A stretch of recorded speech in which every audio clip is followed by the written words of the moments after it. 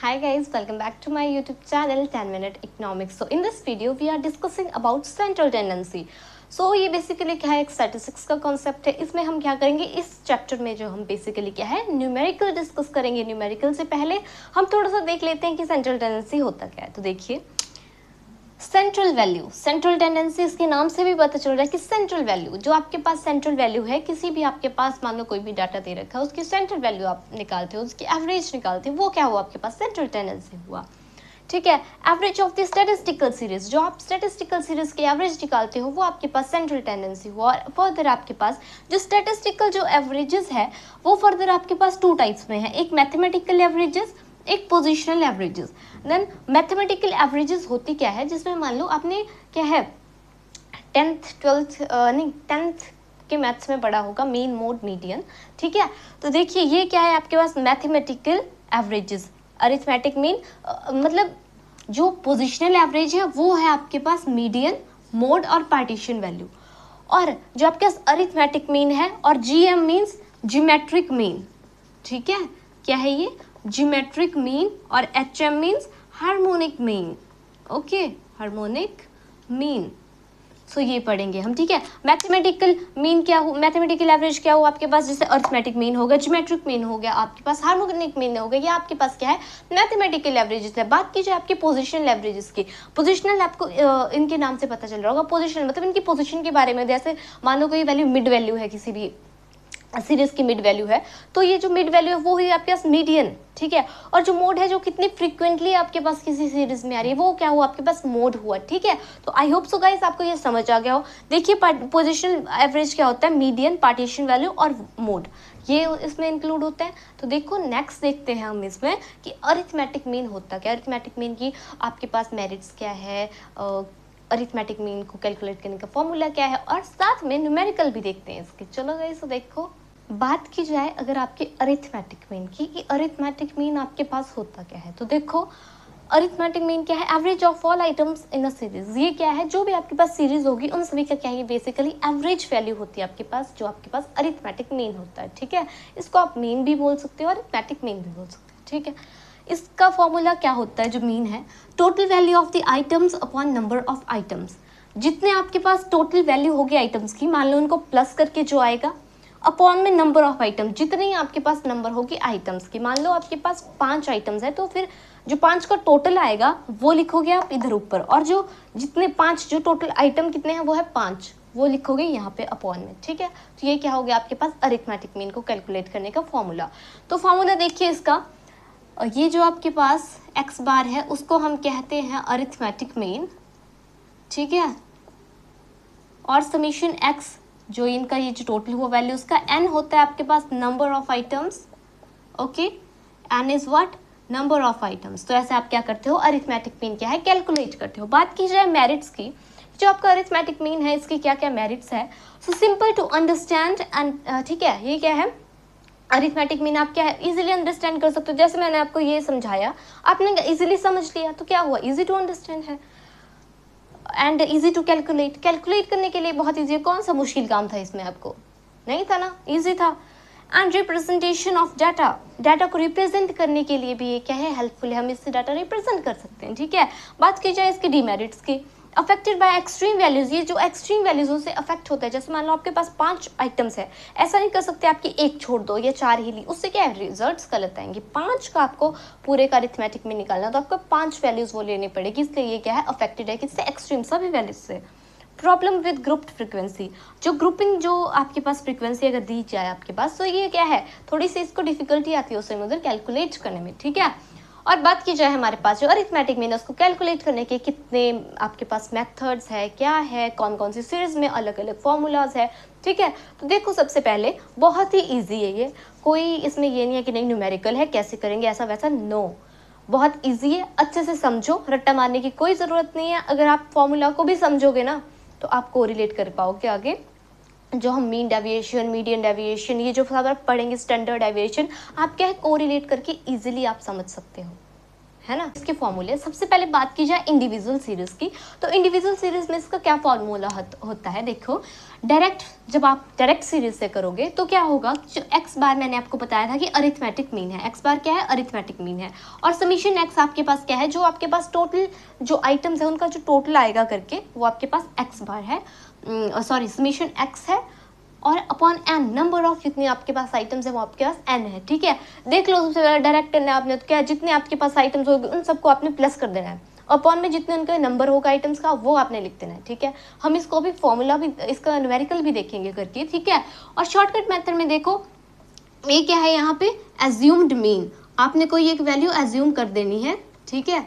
इसको मैं आपको फर्दर समझाती हूँ न्यूमेरिकल के थ्रू, तो आप ज़्यादा अच्छे से समझ पाओगे, ठीक है। Plus summation d upon n, इसमें हम समझेंगे कि डी क्या है, कैसे डी निकलता है, एक्स माइनस ए से हमारे पास डी निकलता है। अभी आप पूछोगे कि एक्स क्या है और डी क्या है, तो ये क्या है हम थ्रू न्यूमेरिकल के थ्रू देखेंगे, बट आपको ये सारे फॉर्मूले याद रखने हैं, ठीक है। जैसे हम फटाफट से इन फॉर्मूले को पढ़ते हैं, फिर हम क्या है हर एक फॉर्मूला को क्या है एक हम क्वेश्चन लेंगे, उससे ही सारे सॉल्व कर लेंगे और फटाफट से, ठीक है। डिस्क्रीट में देखो डायरेक्ट मेथड से क्या है, summation F x upon summation F, और शॉर्टकट से देखो तो इधर ए लग गया, यहाँ पे भी शॉर्टकट में ए लगा था, एज्यूम मीन लगा था, इधर भी फिर क्या है summation F D upon summation F, इधर क्या है डिस्क्रीट सीरीज में आपके पास क्या है बेसिकली फ्रीक्वेंसी आ जाती है, ठीक है।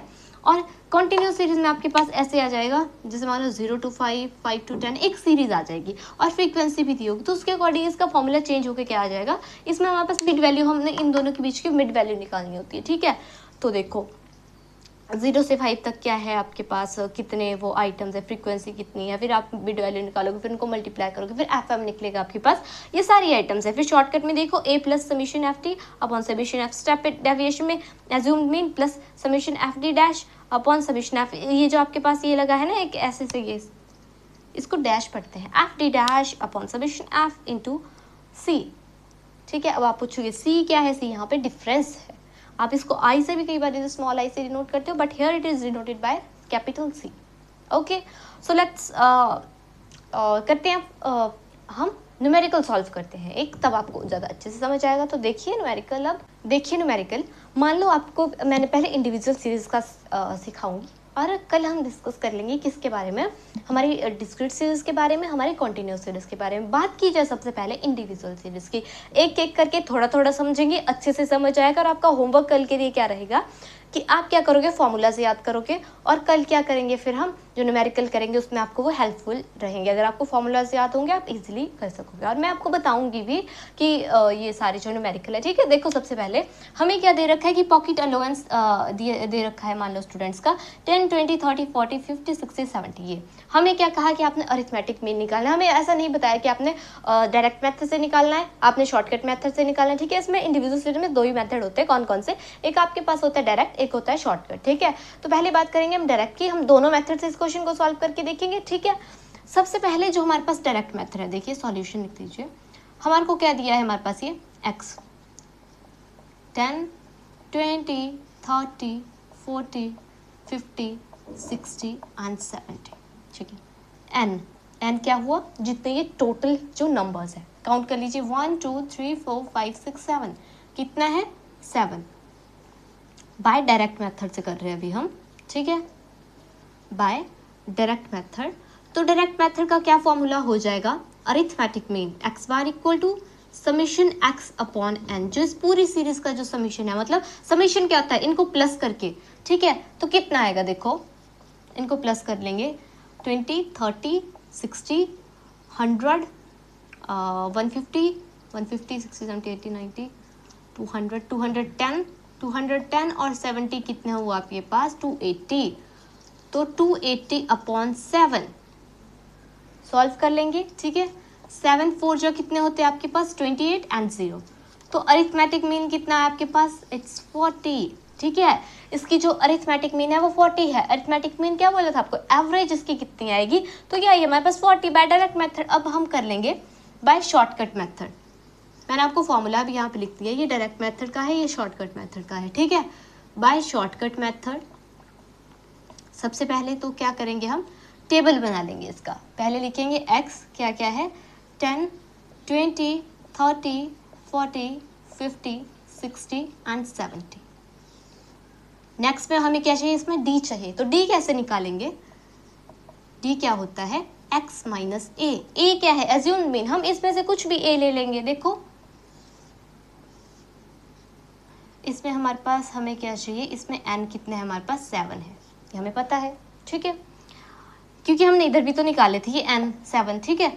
d कैसे निकालेंगे, x माइनस ए, कुछ भी एज्यूम कर लोगे आप, या तो इसमें से 60 एज्यूम कर लो, 50 एज्यूम कर लो, कुछ भी कर लो।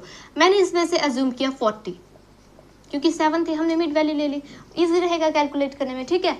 हमने ले लिया इसमें 40, तो देखिए 10 माइनस 40 कितना हुआ -30, 20 माइनस 40 कितना हुआ -20, 30 माइनस 40 कितना हुआ -10, और 40 माइनस 40 कितना हुआ +0, 50 माइनस 40 कितना हुआ 10, 60 माइनस 40 कितना हुआ आपके पास 20, और 70 माइनस 40 कितना हुआ आपके पास 30। अब क्या करोगे आप, इनको प्लस कर लोगे। इसमें क्या करोगे, नेगेटिव की वैल्यू अलग से प्लस करोगे, पॉजिटिव वैल्यू अलग से प्लस करोगे, फिर बाद में दोनों को कंबाइन करोगे। देखिए नेगेटिव वाली कितनी आएगी, 30, 40, 50 एंड 60 -60, एंड ये 30, 40, 50 एंड 60 +60। प्लस लिखने की जरूरत नहीं होती, बट आपके समझाने के लिए मैं लिख रही हूँ। तो आपका समेशन डी कितना आएगा, ये सभी को आपने जो प्लस करना, -60 + 60 क्या हो जाएगा 0, प्लस माइनस क्या होगा -0, ठीक है। आपके पास आगे समेशन डी की आपके पास वैल्यू आ गई। तो फॉर्मूला क्या लिखेंगे अब आपके इसके इसमें, ये कर रहे हो आप बाय शॉर्टकट मेथड, ठीक है, लिख दिया पहले। Arithmetic mean is equal to assumed mean plus summation d upon n means total number of items, ठीक है। सम नहीं करना है इनका सम नहीं करना, टोटल सिर्फ नंबर काउंट करने हैं आपने, ठीक है। तो x बार हमने निकालना है, ठीक है। एज्यूम्ड मीन हमने ले रखा है, कितना लिया था हमने, इधर लिखते ना ऊपर, आपने एज्यूम्ड मीन लिया था आपने 40, ये आपने क्या लिया था a लिया था, मैंने इधर 40 लिख दिया था बाय मिस्टेक, ये हम लिख देंगे 40 प्लस समेशन डी कितना है 0, और n कितना था 7। तो अगर ये किसी भी वैल्यू को, अगर 0 को किसी से भी डिवाइड करोगे तो उसकी तो वैल्यू 0 ही रहेगी। तो x बार कितना आ जाएगा 40। आया आपको समझ, क्यों था ना easy. So that's all about this video, and in this video we are discussing about arithmetic mean, and we solve the arithmetic mean by direct method. In tomorrow's video we are discussing about arithmetic mean, but we solve this question from step deviation method also. In individual series there is no step deviation method, it's there is only two methods, which is what, direct method and shortcut method. And in our discrete series and frequency distribution series there are three methods to calculating arithmetic mean, which is direct method, shortcut method and step deviation method. I hope so guys you are clear with this direct method. So if this video is helpful for you, please like, share and subscribe to my YouTube channel 10 Minute Economics. Thank you guys.